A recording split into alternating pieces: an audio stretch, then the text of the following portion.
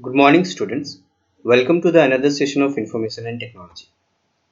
So today, what we are supposed to do when we have already finished the chapter of spreadsheet in the prescribed syllabus. In the last class, we have seen how to prepare the format of a result sheet and how to use the different tool or different features or different options that we have in spreadsheet. किस तरह से मर्ज and centre का use करते हैं, किस तरीके से हम लोगों ने इफ फंक्शन का यूज किया, काउंट फंक्शन का यूज किया रिजल्ट्स को एनालिसिस करने के लिए. In the next topic or in the next class today we will just have a kind of lab practice, a kind of more interaction with the lab activity of Excel sheet. So this is a sheet. So I was saying this is one of the just lab assignment that I have downloaded from the internet, and this is in PDF, and I thought let's do this. In this assignment also we have or we will learn many other things or other options that we have in the form of in the platform of spreadsheet. So let's see how to just open a blank workbook. I have already opened a blank workbook. Okay, now they have asked to enter these values in respective cell address only. In C2 we have to write annual fruit cell. So let's write in C2 only. I will just choose the correct same cell address which has been mentioned over here, annual fruit cells. ठीक है, ये थोड़ा सा आप देख रहे हैं cell के बाहर जा रहा है, भाग रहा है, तो इसको इस सी और डी के बीच में जो लाइन दिख रहा है आपको यहाँ पर पॉइंटर को रखना है. देखिए अभी नहीं, पॉइंटर जब एकदम एग्जैक्टली इस तरह से थिनर प्लस के साइन पे आ जाए, प्लस के सिंबल पे दिखने लगे, इस तरह से थिकर वाले नहीं, लाइन नॉर्मल लाइन नहीं, इस तरीके से जब आ जाए तो उसको डबल क्लिक कर देना है, ऑटोमेटिकली वो एडजस्ट कर लेगा.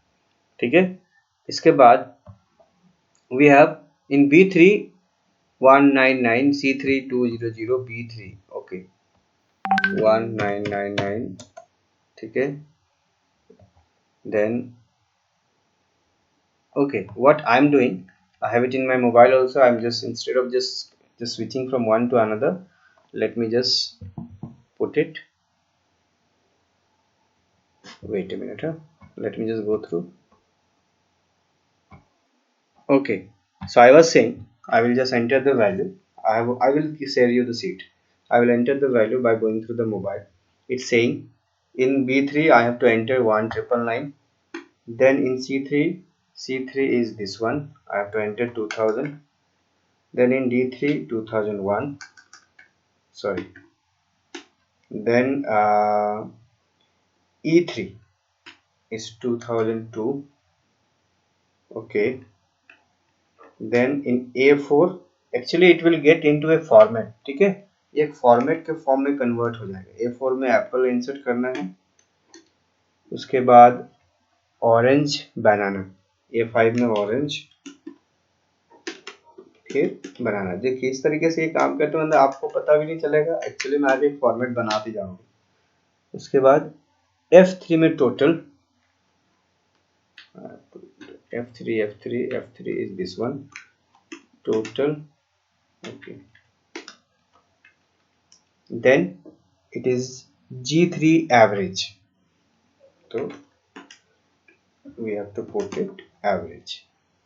इसके बाद आपको B4 में 1000. ठीक है, B4 में 1000. then we have B5 में 2300. then B6 में 500. then it is C4 1250. after that C5 2500. sorry, it's C5 2500. after that C6 300. then D4 800. D5 1200. then 600. then 1300. 1400. sorry, it's 1450. then 250. ये आपका वैल्यू हो गया। अब इसमें इतना करने के बाद merge the cell from A2 to G2। Okay ठीक है, ये देखिए A2 है, ये आपका G2 है। यहाँ से लेकर यहाँ तक मर्ज करने क्यों बोला, आपको भी समझ में आ रहा होगा, क्योंकि ये सेल ब्लैंक है, इनका यूज नहीं है। तो ये जो एनुअल फ्रूट सेल है, इसको एक ही सेल में डिस्प्ले करने के लिए मर्ज करने कहा गया। तो A2 से लेकर G2 सेल सेलेक्ट हो गया। देखिए A2 से लेकर G2 मैंने रेंज में सेलेक्ट कर लिया। अब इसको मर्ज करना है, तो I have to click in this option merge in centre.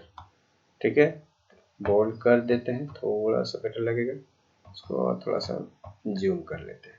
Then the next instruction is that apply the following changes to the data line. Change the horizontal and vertical text align as center. ठीक है, मतलब आप ये पूरे text को select कर लीजिए और सेंटर अलाइनमेंट को चूज करने कहा जा रहा है। ठीक है, this is the alignment. Centre alignment select करने के बाद change the row height of row 2 as 25, which is row 2, this is my row 2। इसका रो हाइट सेलेक्ट चेंज करने कहा जा रहा है 25। let me see, I forget whether I have, yes, recording is on। Format में जाएंगे, यहाँ पर आपको रो हाइट का ऑप्शन मिल रहा है। यहाँ पर इसको क्या कितना करने बोला जा रहा है, 25। इंटर, देखिए रो हाइट इंक्रीज हो गया। Change the font style, font and font colour as Tahoma 8 bold. Okay, तो पूरा का पूरा फॉन्ट स्टाइल को ही चेंज करना, सारा को सेलेक्ट कर लेने के बाद इसको यहाँ से सिलेक्ट करना है। ये तो आप आराम से कर लेंगे, दिस इज टाहोमा। ठीक है, इतना करने के बाद आपको 18th पे रखना है फॉन्ट साइज।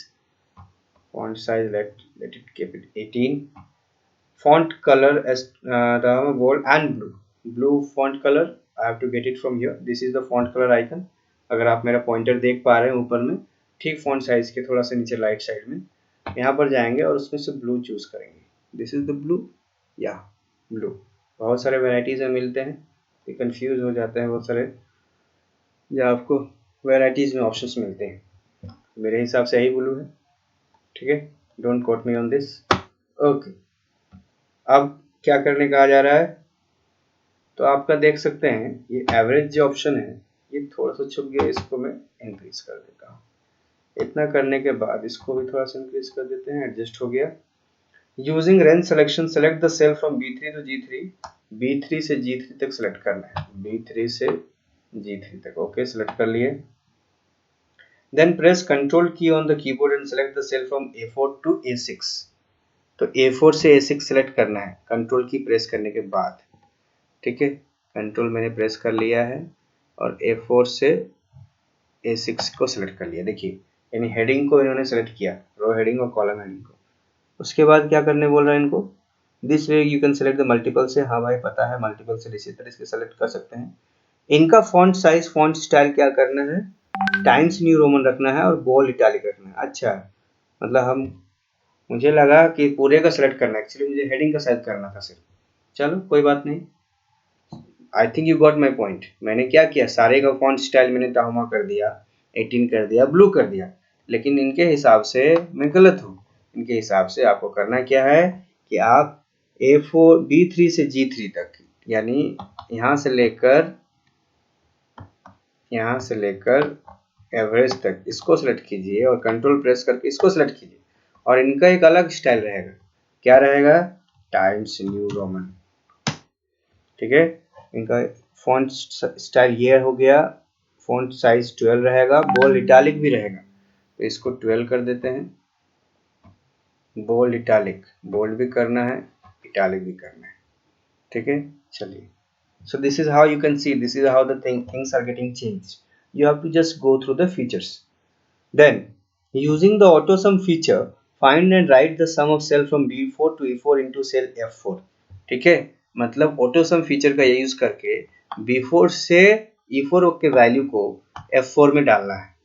तो इसके लिए हम लोग क्या करते हैं, आपको ऑलरेडी पता है, आप फेमिलियर हो इस प्रोसेस से। यहाँ तक हमने सेलेक्ट कर लिया, क्योंकि चारों वैल्यू का सम को मुझे F4 यानी टोटल में डालना है। Autosum is over there on the top right side, click करेंगे, ऑटोसम आ गया। ठीक है, इतना करने के बाद then copy this cell to F5 and F6। इस सेल को कॉपी करना है, control C, control V, control V। देखिए कंट्रोल सी प्रेस किया, इसको मैंने ड्रैग नहीं किया, ड्रैग करने के बाद भी ला सकते थे, लेकिन ये इंस्ट्रक्शन को मैंने फॉलो किया, उसके हिसाब से मैंने क्या किया, यहाँ पर मैंने सेल को क्लिक करने के बाद कंट्रोल सी यानी कॉपी किया, इस सेल में लाकर मैंने पेस्ट किया, इस सेल में लाकर मैंने पेस्ट किया. After that and observe the formula are being updated when copied. Yes, the formula are being updated. It is B6 to E6, यहाँ formula बार में देख सकते हैं. It is B5 to E5, it is B4 to E4. चलिए इतना काम हो गया. Using the average function, find and write the average sales of apples over year into cell G4. यानी एवरेज निकालना है एवरेज फंक्शन का यूज करने के बाद.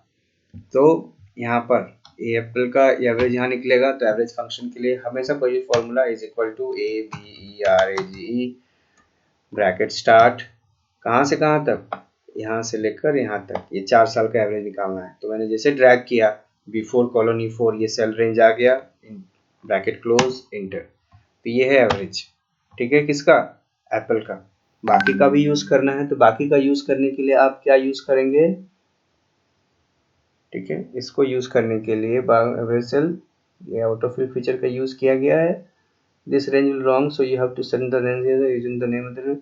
ओके, यहाँ पर भी आप कॉपी करके पेस्ट करने कहा जा रहा है, तो इसको मैं कॉपी कर लेता हूँ. ऑटोफिल का भी यूज कर सकते थे, बट मैं कॉपी ही पेस्ट कर रहा हूँ.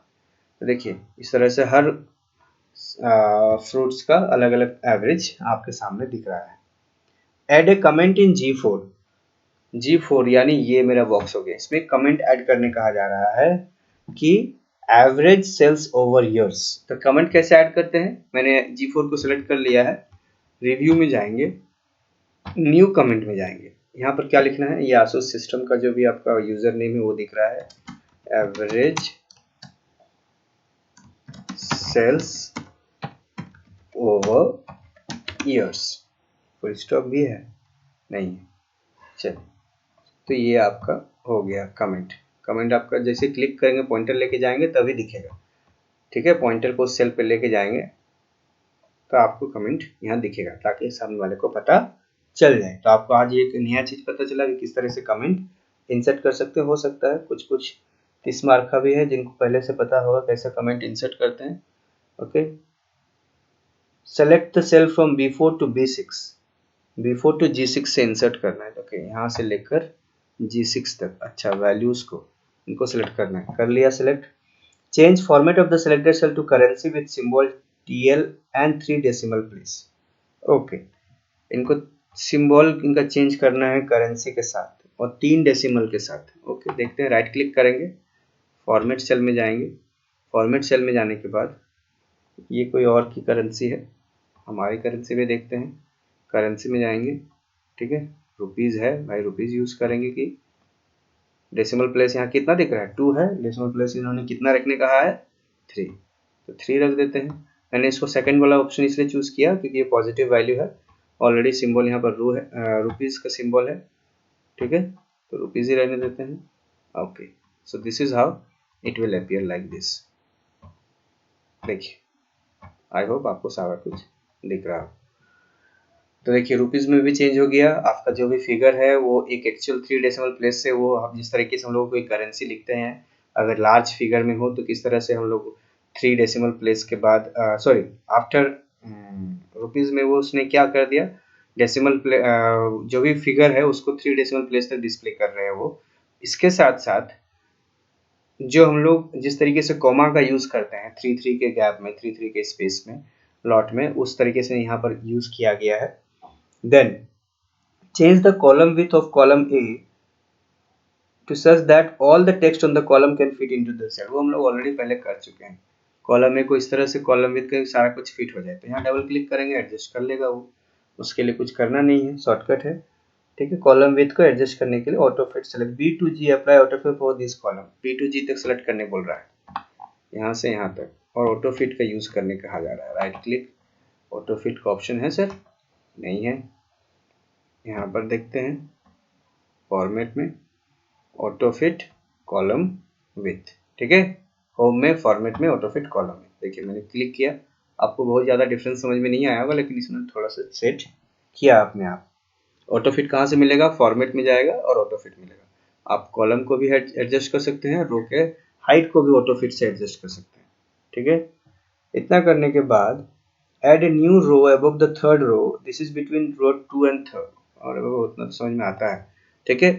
ये है थर्ड रो, इसके ऊपर में एक नया रो इंसर्ट करने कहा जा रहा है, यानी 2 और 3 के बीच में। तो जब भी हम लोग कोई नया कॉलम इंसर्ट करते हैं तो एक कॉलम के पहले जिस जहाँ सेलेक्ट करेंगे उसके पहले से इंसर्ट होगा, जब नया रो भी क्लिक करते हैं इंसर्ट करेंगे तो जहाँ क्लिक करेंगे उसके पहले इंसर्ट होगा, राइट क्लिक इंसर्ट। चलिए इंसर्ट हो गया। Add outside and inside border to your table. For the outside border, choose a thicker line. Select the range where you want to add border, that is between A2 to G7. Then choose the format cell, then the shortcut menu and click the border tab. उतना क्यों करने जाएंगे, वो क्या कह रहा है कि यहाँ से लेकर यहाँ तक आप सिलेक्ट कीजिए, ये मेरा टेबल है। अब बोल रहा है कि आउटसाइड और इनसाइड टोटल, तो इस यहाँ पर सिंपल हम लोग आउटसाइड टोटल करेंगे, बॉर्डर सॉरी आउटसाइड बॉर्डर नहीं, यहाँ पर आपको क्या करना है कि इसमें से आप सबसे पहले सेलेक्ट कर लीजिए ऑल बॉर्डर, और इन्होंने कहा है कि आउटसाइड का बॉर्डर जो है थिक ये होना चाहिए, थिकर, तो इसको थिक बॉक्स बॉर्डर कर देंगे।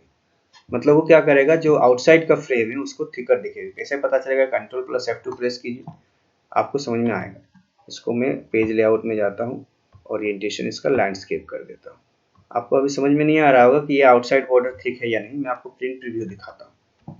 देखिए इसको थोड़ा सा जूम करते हैं, तो एक्चुअली में आउटसाइड बॉर्डर जब थिकर यूज करते हैं तो जो इनसाइड बॉर्डर है वो आपका नॉर्मल थिकनेस का दिखेगा, लेकिन जो आउटसाइड का बॉर्डर है, जो एक्चुअल आउटर फ्रेम है, आउटलाइन जो है, वो यहाँ से हम लोग बॉर्डर का फ्रेम को चूज करते हैं। Okay, this thick box border, ये सिर्फ आउटसाइड के आउटलाइन को आपको बहुत थिक करेगा, इनसाइड को एज इट इज रहने देगा। Then select the title, select the title, select the merge cell in row 2 and change the cell color to yellow। अच्छा, इसको कहने बोला, इसको select the title कर लिए select, उसके बाद change the cell color to yellow। यहाँ इसका cell color कैसे change होगा सर, देखिए इसको मैंने क्लिक किया row 2 को, और इतना करने के बाद ये जो आपको दिख रहा है, वेट ए मिनट, तो इसका कलर हम लोग चेंज करते हैं यहाँ से, yellow, I think this is the yellow, so I have changed the cell background color to yellow। then click pattern tab। इतना हम लोग कर लिए, हम लोगों ने कैसे यहाँ पर लंबा स्टेप्स को फॉलो किया गया है। select the B4 to G4, B4 to G4 कौन सा है भाई, B4 ये हो गया, यहाँ से यहाँ तक सेलेक्ट करने कहा गया। देन प्रेस कंट्रोल, ठीक है कंट्रोल प्रेस कर लिए, A5 to A7, okay A5 से लेकर A7 सेलेक्ट कर लिया। इसके बाद इसको क्या कह रहा है, इनका सेल कलर पिंक रखना है। अरे बाप रे, आई थिंक ये पिंक है, क्या है रेड, अरे वाह,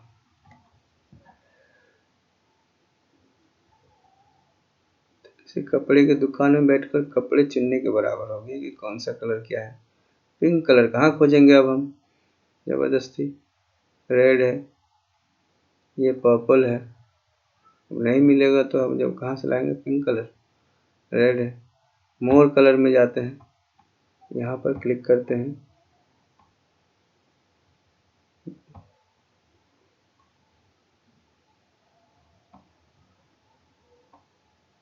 please don't quote me in this, I am trying my best, ठीक है ओके, कस्टम कर दिए।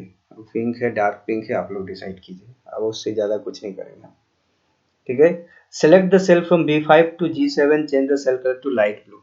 अच्छा, ये वैल्यू वाला B5 से लेकर G5 सेलेक्ट कीजिए और इनका सेल कलर लाइट ब्लू रखिए भाई।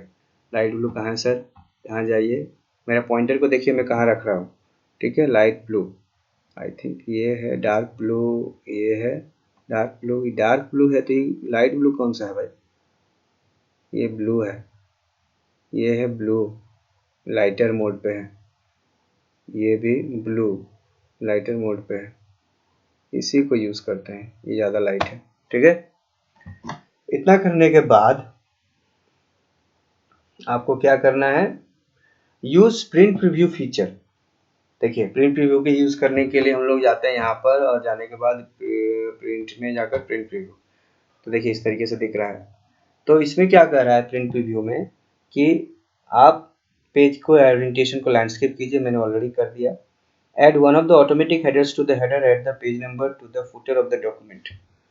चलिए देखते हैं, प्रिंट प्रीव्यू में जाते हैं, पेज नंबर हेडर फुटर में जाएंगे। देखिए यहाँ पर प्रिंट प्रीव्यू जाने के बाद आपको ये सारे ऑप्शंस दिखते हैं। पेज सेटअप में जाइए, यहाँ पर आपको थर्ड ऑप्शन में जो थर्ड टैब मिल रहा है हेडर एंड फुटर, आप यहाँ पर हेडर डालिए। हेडर में इन्होंने क्या कहा है डालने के लिए,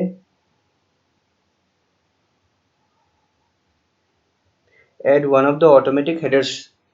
ओके, कोई भी हेडर डाल देते हैं, तो इसको हम लोग डाल देते हैं कुछ भी कॉन्फिडेंशियल, कुछ भी डाल देते हैं। चलिए कोई भी ऑटोमेटिक हेडर डालें, page number to the footer, और फुटर में इन्होंने कहा है कि पेज नंबर डालें, तो पेज 1, ठीक है। इतना डालने के बाद ओरिएंटेशन को लैंडस्केप ऑलरेडी हम लोगों ने कर दिया है, ठीक है। ओके करेंगे, देखिए ऊपर में आ गया ये सारा इन्फॉर्मेशन, नीचे फुटर में पेज 1 भी आ गया, तो ये सारी चीज़ें आपकी हो गई। इसके बाद जो है वो चार्ट कैसे इंसर्ट करते हैं उसके लिए आपको बताया गया है, जो मैं आपको अभी नहीं मैंने आपको बताया है, तो उसका चार्ट का जब डिस्कशन करेंगे नेक्स्ट चैप्टर पे, तब उसके बारे में बात करेंगे। तो इस तरीके से आप देख सकते हैं कि किस तरीके से हम लोग एक एक्सेल सीट को डिज़ाइन कर सकते हैं और उसको ज़्यादा बेहतर से बेहतर बना सकते हैं। मुझे यहाँ पर समझ में नहीं आया, उन्होंने ब्लैंक रो क्यों इंसर्ट करवा दिया, चलिए जो भी हो। तो अब इस पर्टिकुलर वीडियो में मैंने आपको बस ये लैब असाइनमेंट बनाने का पर्पस सिर्फ और सिर्फ इतना था कि आप चीज़ों से धीरे धीरे धीरे फेमिलियर हो। जितना आप प्रैक्टिकली काम करोगे, अलग अलग ऑप्शन को एक्सप्लोर करोगे, आप उतना कॉन्फिडेंट हो जाएंगे एप्लीकेशंस पे। हमें लगता है कि नॉर्मल एक फॉर्मेट बना लेना, नॉर्मल एक एक्सेल सीट को डिज़ाइन कर लेना, नॉर्मल कुछ फंक्शंस यूज़ कर लेना ही काफ़ी है। Even after working on Excel for so many years, if I will you will ask me that how percent, I would say 5 to 10% of the excel, क्योंकि this is an ocean, this is something very big and this is not like that you have to learn everything, क्योंकि सारा कुछ हमारे और आपके लिए है ही नहीं। वो अलग अलग ऑर्गेनाइजेशन पे अलग अलग पर्पस, अलग अलग सिचुएशन के हिसाब से लोग उनको यूज करते हैं, एक्सप्लोर करते हैं अपनी सिचुएशन, अपने सर्कमस्टांसेस के हिसाब से। तो हमारे लिए जितना जरूरी है वो हम सीखेंगे, कैसे एक्सेल को फॉर्मेट इंसर्ट करते हैं, रो कॉलम इंसर्ट करते हैं, कैसे मर्ज करते हैं, कैसे फॉन्ट कलर चेंज करते हैं, कैसे कमेंट इंसर्ट कर सकते हैं, कैसे फॉन्ट चेंज करते हैं, कैसे करेंसी का फॉन्ट स्टाइल चेंज करते हैं, डेसिमल चेंज को जो कम या ज़्यादा करते हैं, ऑटो सम कैसे यूज़ करते हैं, एवरेज कैसे यूज़ करते हैं, चार्ट कैसे इंसर्ट करते हैं। तो ये जो चीज़ें हैं ये एक डे टू डे लाइफ की बेसिक पर्पस है और यूजर्स है इस स्प्रेडशीट की। लेकिन ओवरऑल की बात ना कर हम नॉर्मल बात करें कि किस तरीके से हम लोग एक एक्सेल सीट में काम करते हैं। तो आई होप आप जो भी आज का वीडियो है एक लैब असाइनमेंट को डेमोन्स्ट्रेट करने का ही पर्पस था, आपको अच्छे से चीज़ें समझ में आई होंगी, ठीक है। हम लोग ऑलरेडी सिलेबस को ख़त्म कर चुके हैं, तो मैं इसी तरीके से आपको कुछ कुछ अलग अलग लैब असाइनमेंट्स का डेमोन्स्ट्रेशन देता रहूँगा, जिससे कुछ ना कुछ हो सकता है आप बहुत सारी चीज़ें और उसमें से ऑलरेडी जानते हैं, लेकिन हो सकता है 20 से 30% चीज़ें आपने आज सीखी होंगी इस वीडियो के बाद। So please be focus and while you are watching the video. तो इस आज के लिए बस इतना ही। Thank you everyone. देखते हैं कुछ होमवर्क है तो देते हैं, अदरवाइज बस चिल कीजिए, कोई होमवर्क नहीं मिलेगा बता देते हैं, ठीक है। अगर कुछ ऐसा क्लास वर्क होगा तो वो भी आज के लिए करेंगे, सो वो आपको इंस्ट्रक्शन अकॉर्डिंगली मिल जाएगा। Thank you everyone, stay home, stay safe and yes, stay happy.